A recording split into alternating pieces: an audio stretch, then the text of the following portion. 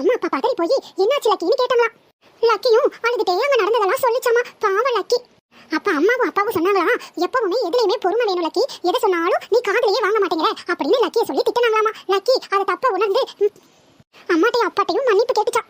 அப்ப அம்மா அணில் சொல்லிச்சான், லக்கி வேலையில ஆர்வம் காட்டுறது நல்லதுதான், ஆனா அது விபத்து வராம அந்த வேலையை பொறுமையா சாதிக்கணும், அதுதான் புத்திசாலித்தனம்னு அவங்க அம்மா அணில் சொல்லிச்சாமா.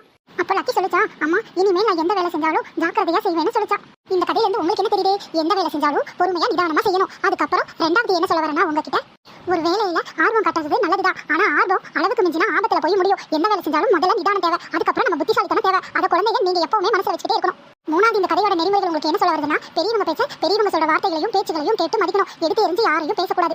நம்ம அம்மா அப்பாவா இருக்கட்டும் மத்தவங்களா இருக்கட்டும் நம்மளுக்கு நல்லதுதான் சொல்லுவாங்க. பெரியவங்க எப்பவுமே குழந்தைங்க கெட்டு போகணும்னு நினைக்க மாட்டாங்க. அதனால நீங்க எப்பவுமே அம்மா அப்பா பேச்சுக்கும் பெரியவங்க பேச்சுக்கும் மதிப்பு கொடுக்கணும். அம்மா லக்கியோட கதை நல்லா இருந்தது. நாளைக்கு இதே மாதிரி எனக்கு ஏதாவது ஒரு கதை சொல்லணும். சரிடா தம்மா. சரி இப்ப எல்லாரும் அவங்க வீட்டுல போய் ஹோம்வொர்க் இருந்தா ஹோம்வொர்க் செஞ்சுட்டு படிக்கிற வேலையை பாருங்க.